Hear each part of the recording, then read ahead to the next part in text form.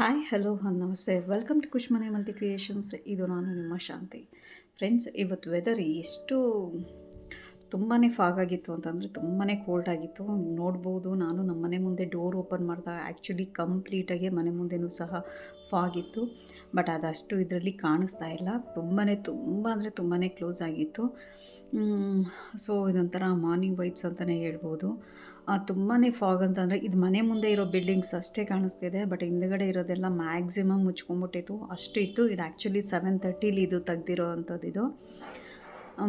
ಹಾಗೆಯೇ ಫ್ರೆಂಡ್ಸ್, ಇವತ್ತು ನಾನು ನನ್ನ ಮಗನ್ನ ಬಿಡೋಕ್ಕೆ ಹೋದಾಗ ಅಲ್ಲೇ ಹೊಸ್ದಾಗಿ ಹಳ್ಳಿ ತೋಟ ಅಂತೇಳಿ ವೆಜಿಟೇಬಲ್ ಅಂಗಡಿ ಮತ್ತು ಫ್ರೂಟ್ಸ್ ಅಂಗಡಿ ಎರಡೂ ಓಪನ್ ಆಗಿದೆ. ಅಲ್ಲಿ ನಾನು ಹೋದಾಗ ನನ್ನ ಮಗನ ಬಿಟ್ಟಾದಮೇಲೆ ತರಕಾರಿ ಎಲ್ಲ ಫ್ರೆಶ್ಶಾಗೇ ಬಂದಿತ್ತು. ಹಾಕ್ತಾನೆ ಎಲ್ಲ ಗಾಡಿಯಿಂದ ಇಳಿಸ್ತಾಯಿದ್ರು. ಸೊ ಪಾಲಕ್ಕು ಕೊತ್ತಂಬರಿ ಎರಡೂ ತೊಗೊಂಡೆ. ಎರಡೂ ಕೇವಲ ಬರೀ 10 ರೂಪಾಯಿ. ನೋಡ್ಬೋದು ಎಷ್ಟು ಫ್ರೆಶ್ ಆಗಿದೆ ಅಂಥೇಳಿ. ತುಂಬಾ ಫ್ರೆಶ್ ಆಗಿತ್ತು. ಪಾಲಕ್ಕು 10 ರೂಪಾಯಿ ಇತ್ತು, ಮತ್ತು ಕೊತ್ತಂಬರಿನೂ ಅಷ್ಟೇ, ನಾಟಿ ಕೊತ್ತಂಬರಿ 10 ರೂಪಾಯಿ. ಯಾವುದೇ ತೊಗೊಳ್ಳಿ 10 ರೂಪಾಯಿ. ಇವನ್ ಎಲ್ಲ ಸೊಪ್ಪು 10 ರೂಪಾಯಿ ಇತ್ತು. ಸೊ ಇಷ್ಟ ಓಕೆ ಅನ್ನಿಸ್ತು, ಪರವಾಗಿಲ್ಲ ಅನ್ನಿಸ್ತು. ಆದ್ದರಿಂದ ನಾನು ಎರಡು ಒಂದೊಂದು ತೊಗೊಂಡು ಬಂದೆ. ಹಾಗೆ ಸ್ವಲ್ಪ ಮನೆಗೆ ಅವರೆಕಾಯಿ ಇವತ್ತು ಬಸ್ಸಾರು ಮಾಡೋಣ ಅಂತೇಳಿ ಸ್ವಲ್ಪ ಅವರೆಕಾಯಿ ಸಹ ತೊಗೊಂಡು ನಾನು ಮನೆಗೆ ಬಂದೆ. ನಿಮ್ಮ ಕಡೆ ಏನಾದರೂ ಹಳ್ಳಿ ತೋಟ ಇದೆಲ್ಲ ಇದ್ದರೆ ಅಲ್ಲೋಗಿ ತೊಗೊಳ್ಳಿ. ಯಾಕಂದರೆ ತುಂಬಾ ಫ್ರೆಶ್ ಆಗಿರುತ್ತೆ. ಅಲ್ಲಿ ಬಂದು ರೈತರ ಹತ್ರದಿಂದ ತೊಗೊಂಡು ಡೈರೆಕ್ಟ್ ರೈತರು ಏನಿದ್ದಾರೋ ಅವ್ರ ಹತ್ರನೇ ತೊಗೊತಾರಂತೆ. ಸೊ ಅದನ್ನು ಇವರು ಅಂಗಡಿಗಳಲ್ಲಿ ಹಾಕಿ ಸೇಲ್ ಮಾಡ್ತಾರೆ. ಬಟ್ ಮಾರ್ಕೆಟ್ ರೇಟ್ ಏನಿದೆಯೋ ಅದೇ ರೇಟು ಅಂತ ಹೇಳಿದ್ರು. ಬಟ್ ಸೊಪ್ಪೆಲ್ಲ ನೋಡಿದಾಗ ತುಂಬಾ ಕಡಿಮೆ ಇತ್ತು. ಈಗ 10 ರೂಪಾಯಿಗೆ ಎಷ್ಟು ನೋಡಿ ಎಷ್ಟು ಸೊಪ್ಪಿದೆ ಅಂತ. ಬಟ್ ಮಾಮೂಲಿ ಟೈಮಲ್ಲಿ ಬೇರೆಯವ್ರ ಹತ್ರ ಎಲ್ಲ 30 ರುಪೀಸ್ ಇದೆ ಸೊಪ್ಪು. ಬಟ್ ಇವ್ರ ಹತ್ರ 10 ರೂಪಾಯಿ ಇತ್ತು. ಕೊತ್ತಂಬರಿನೂ ಅಷ್ಟೇ 10 ರೂಪಾಯಿ. ಬೇರೆ ಅಂಗಡಿಲೆಲ್ಲ 30 ರೂಪಾಯಿ. ಹಾಗೆ ಇವತ್ತು ನಾನು ಇದೆಲ್ಲ ತೊಗೊಂಡು ಬರ್ತಾ ಟಿಫನ್ ಎಲ್ಲ ಆದಮೇಲೆ ನಾನು ಸ್ವಲ್ಪ ಇವತ್ತು ಮಧ್ಯಾಹ್ನಕ್ಕೆ ಲಂಚ್ಗೆ ಅಂತೇಳಿ ಅವರೆಕಾಳು ಬಸ್ಸಾರು ಮತ್ತು ಮುದ್ದೆ ಮಾಡೋಣ ಅಂಥೇಳಿ ಇವತ್ತು ನಾನು ಪ್ಲ್ಯಾನ್ ಮಾಡಿದ್ದೆ. ಹಾಗೆ ಸ್ವಲ್ಪ ಮನೆ ಕ್ಲೀನ್ ಮಾಡೋದಿತ್ತು, ಹಾಗೆ ಮನೆಯೂ ಕ್ಲೀನ್ ಮಾಡಿಕೊಂಡೆ. ಬಟ್ ಅದನ್ನು ನಾನು ವಿಡಿಯೋ ಮಾಡೋಕ್ಕಾಗಲಿಲ್ಲ, ಯಾಕೆಂದರೆ ಒಬ್ಬಳೇ ಇರ್ತೀನಿ. ಸೊ ಅಷ್ಟು ಇದರಲ್ಲಿ ನಾನು ಮಾಡ್ಕೊಳೋದಕ್ಕಾಗಲ್ಲ. ಸೊ ಅಡುಗೆಗೆ ಈ ಥರ ಶಾಪಿಂಗ್ ಈ ಥರ ಆದರೆ ನಾನು ವಿಡಿಯೋ ಮಾಡ್ಕೋಬೋದು. ಈಗ ನೋಡ್ಬೋದು, ನಾನು ಅರ್ಧ ಕೆಜಿ ಅವರೆಕಾಳು ತಂದು ಸ್ವಲ್ಪ ಎಳೆದೇ ತಂದಿದ್ದೆ ಬಸ್ಸಾರು ಮಾಡೋಣ ಅಂಥೇಳಿ. ಅರ್ಧ ಕೆಜಿಯಷ್ಟು ನಾನು ಚೆನ್ನಾಗೆ ಬಿಡಿಸ್ಕೊಂಡು ತೊಳೆದು ಕುಕ್ಕರಲ್ಲಿ ಹಾಕಿ ನೀರು ಹಾಕ್ಕೊಂಡು ಉಪ್ಪು ಹಾಕ್ಕೊತಾ ಇದ್ದೀನಿ.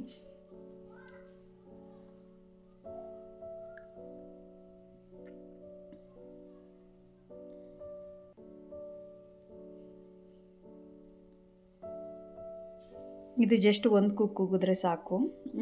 ಈಗ ಸೀಸನ್ ಆಗಿರೋದ್ರಿಂದ ಅವರೆಕಾಳು ಸಾರೇ ಟೇಸ್ಟ್ ಬರೋದು, ಬೇಳೆ ಸಾರೆಲ್ಲ ಟೇಸ್ಟ್ ಬರೋಲ್ಲ ಅಂತ ಹೇಳ್ತಾರೆ. ಬಟ್ ಅದು ಅಷ್ಟು ಗೊತ್ತಿಲ್ಲ. ಬಟ್ ಆದ್ರೂ ನಾವು ಅವರೆಕಾಯಿ ತಿಂತೀವಿ.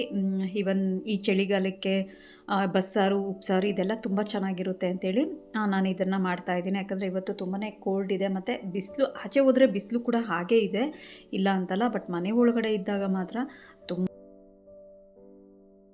ನೋಡ್ಬೋದು, ನಾನು ಒಂದು ಕೂಗಿಸ್ಕೊಂಡು ಅದನ್ನು ನೀರೆಲ್ಲ ಬಗ್ಗಿಸ್ಕೊಂಡು ಕಾಳನ್ನೆಲ್ಲ ಒಂದು ಬೌಲೆಲ್ಲ ಹಾಕಿದ್ದೀನಿ. ನೋಡ್ಬೋದು, ಈಗ ನಾನು ಏನಪ್ಪ ಅಂತಂದರೆ ಈಗ ಸ್ವಲ್ಪ ಹುಣಸೆಹಣ್ಣ ತೊಗೊಂಡಿದ್ದೀನಿ. ಹುಣಸೆಹಣ್ಣ ತೊಗೊಂಡು ನಾನೇನಪ್ಪ ಅಂದರೆ ನಾವು ಕಾಳು ಬಗ್ಸಿದ್ದೀವಲ್ಲ ನೀರು, ಈ ನೀರಲ್ಲೇ ಹುಣಸೆಹಣ್ಣು ಹಾಕ್ಕೊತೀನಿ. ಯಾಕಂದರೆ ಬೇಗ ಸಾಫ್ಟ್ ಆಗುತ್ತೆ.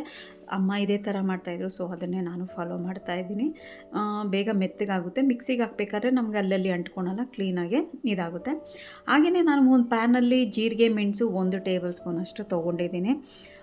ನೀವು ಜಾಸ್ತಿ ಕ್ವಾಂಟಿಟಿಲಿ ಮಾಡಿದ್ರೆ ನೀವು ಜಾಸ್ತಿ ತೊಗೋಬೇಕಾಗುತ್ತೆ. ಬಟ್ ನಾನಿಲ್ಲಿ 3 ಜನಕ್ಕಾಗೋಷ್ಟು ಮಾಡೋದ್ರಿಂದ ನಾನಿಷ್ಟು ತೊಗೊಂಡಿದ್ದೀನಿ. ಹಾಗೆಯೇ ಈರುಳ್ಳಿ, ಕೊತ್ತಂಬರಿ, ಬೆಳ್ಳುಳ್ಳಿ, ಶುಂಠಿ ಇಲ್ಲ, ಟೊಮೊಟೊ, ಒಣಮೆಣ್ಸಿನ್ಕಾಯಿ, ಒಂದೇ ಒಂದು ಬ್ಯಾಡಗೆ ಮೆಣಸಿನ್ಕಾಯಿ ಇಷ್ಟನ್ನು ತಗೊಂಡು ಸಹ ಎಣ್ಣೆಯಲ್ಲಿ ಚೆನ್ನಾಗಿ ಫ್ರೈ ಮಾಡ್ಕೊಂಡಿದ್ದೀನಿ. ಯಾಕಂದರೆ ಫ್ರೈ ಮಾಡಿ ಹಾಕ್ಕೊಳೋದ್ರಿಂದ ಬಸ್ಸಾರು ತುಂಬಾ ಚೆನ್ನಾಗಿರುತ್ತೆ. ಹಾಗೆಯೇ ಹುಣಸೆಹಣ್ಣು ಸಹ ನಾನು ಏನು ಬಿಸಿನೀರಲ್ಲಿ ನೆನೆಸಿಟ್ಟಿದ್ನೋ ಅದನ್ನು ಹಾಕ್ಕೊಂಡು ಸ್ವಲ್ಪ 1 ಟೇಬಲ್ ಸ್ಪೂನಷ್ಟು ಕಾಳನ್ನ ಮಿಕ್ಸಿಗೆ ಹಾಕ್ಕೊಂಡು ಚೆನ್ನಾಗಿ ರುಬ್ಬಿಟ್ಕೊಂಡಿದ್ದೀನಿ. ಹಾಗೆ ಒಗ್ಗರಣೆಗೆ ಅಂಥೇಳಿ ಸ್ವಲ್ಪ ಎಣ್ಣೆ, ಸಾಸಿವೆ, ಕರಿಬೇವಿನ ಸೊಪ್ಪು ಹಾಕ್ಕೊಂಡು ಏನು ನಾನು ಮಸಾಲೆ ರುಬ್ಬಿಕ್ಕಿದ್ನೋ ಆ ನೀರು ಮತ್ತು ಬೇಯಿಸಿಟ್ಕೊಂಡಿದ್ನಲ್ಲ ನೀರು, ಅದನ್ನು ಹಾಕಿ ಮಿಕ್ಸ್ ಮಾಡಿ ಚೆನ್ನಾಗಿ ಕಲಸಿಟ್ಕೊಂಡಿದ್ದೀನಿ. ಸೊ ಅದನ್ನು ಒಗ್ಗರಣೆ ಕೊಟ್ಟೆ, ಅದು ಫಿನಿಶ್ ಆಯಿತು.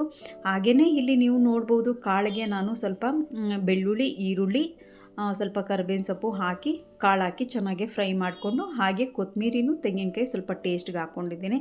ಇದ್ರ ಜೊತೆಗೆ ಏನಪ್ಪ ಅಂತಂದರೆ ಸ್ವಲ್ಪ ಉಪ್ಪು ಮತ್ತು ಸಾಂಬಾರು ಪೌಡ್ರು ಹಾಕ್ಕೊಂಡು ಚೆನ್ನಾಗಿ ಫ್ರೈ ಮಾಡ್ಕೊಳ್ಳಿ, ಟೇಸ್ಟ್ ಚೆನ್ನಾಗಿ ಕೊಡುತ್ತೆ. ಮತ್ತು ಇಲ್ಲಿ ನಾನು ಮುದ್ದೆ ಮಾಡ್ಕೊತಾ ಇದ್ದೀನಿ. ಮುದ್ದೆ ಬಂದು ನಮ್ಮ ಕಡೆ ಬಂದು ಅಕ್ಕಿ ಇಲ್ಲಾಂದರೆ ನುಚ್ಚು ಹಾಕಿ ಮುದ್ದೆ ಮಾಡ್ಕೊತಾರೆ. ಸೊ ಆ ಮುದ್ದೆನ ಇವತ್ತು ನಾನು ಬಸ್ಸಾರಿಗೆ ಅಂತೇಳಿ ಮಾಡ್ಕೊಂಡಿದ್ದೀನಿ.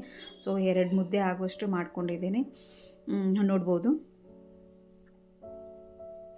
ಬಟ್ ನಾವು ಬಸ್ಸಾರು ಬಂದು ಎಲ್ಲ ಹುರಿದ್ಬಿಟ್ಟು ಮಾಡ್ಕೊಳೋದ್ರಿಂದ ಬಸ್ಸಾರು ತುಂಬಾ ಟೇಸ್ಟಾಗಿರುತ್ತೆ.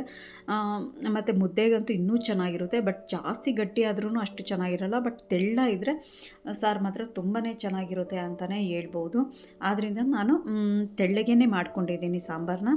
ಹಾಗೆ ಕಾಳು ಸಹ ಚೆನ್ನಾಗಿ ಒಗ್ಗರಣೆಗೆ ಕೊಟ್ಕೊಂಡಿದ್ದೀನಿ. ನೀವು ಬೇಕಂತಂದರೆ ಗ್ರೀನ್ ಚಿಲ್ಲಿನೂ ಹಾಕ್ಕೋಬೋದು ಒಗ್ಗರಣೆಗೆ, ಇಲ್ಲ ಅಂತಂದರೆ ಒಣಮೆಣ್ಸಿನ್ಕಾಯಿ ಸಹ ಹಾಕ್ಕೋಬೋದು. ಇಲ್ಲಿ ನಾನು ಸಾಂಬಾರು ಪೌಡ್ರ್ ಹಾಕ್ಕೊಂಡಿದ್ದೀನಿ. ಸಾಂಬಾರು ಪೌಡ್ರ್ ಹಾಕ್ಕೊಳೋದ್ರಿಂದ ಸ್ವಲ್ಪ ಡಿಫ್ರೆಂಟಾಗಿ ಟೇಸ್ಟ್ ಕೊಡುತ್ತೆ ಅಂತೇಳಿ ಸ್ವಲ್ಪ ಸಾಂಬಾರು ಪೌಡ್ರೇ ಹಾಕ್ಕೊಂಡಿದ್ದೀನಿ. ಇವನ್ ಬಸ್ಸಾರಿಗೂ ಅಷ್ಟೇ, ನೀವು ರೆಡ್ ಚಿಲ್ಲಿ ಬದಲು ಸಾಂಬಾರು ಪೌಡ್ರ್ ಯೂಸ್ ಮಾಡ್ತೀನಿ ಅಂತಂದ್ರೂ ಸಾಂಬಾರು ಪೌಡ್ರನ್ನ ಯೂಸ್ ಮಾಡ್ಬೋದು.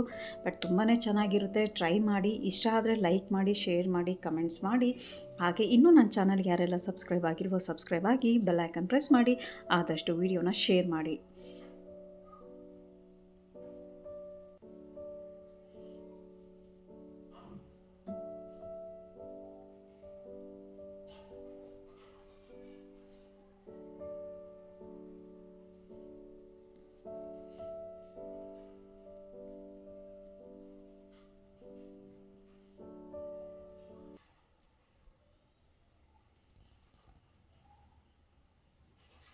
ಹಾಗೆ ಇದಾಗಿತ್ತು ನನ್ನ ಇವತ್ತಿನ ಈ ವಿಡಿಯೋ, ಅವರೆಕಾಳು ಬಸ್ಸಾರು ಮತ್ತು ಮುದ್ದೆ.